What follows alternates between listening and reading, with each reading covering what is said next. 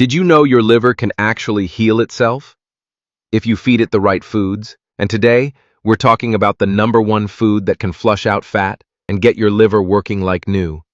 Your liver is your body's detox powerhouse, but when fat builds up inside it, called fatty liver, it can't do its job. This can lead to low energy, weight gain, and even serious liver disease. The good news? Studies show certain foods can actually melt away liver fat and boost liver function. And the champion food for liver fat removal is leafy greens, especially spinach. Why?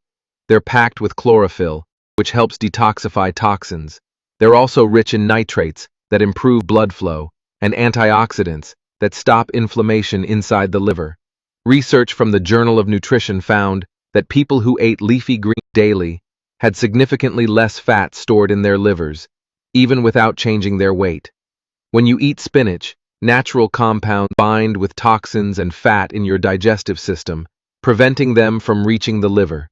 At the same time, antioxidants go to work, breaking down stored fat in liver cells.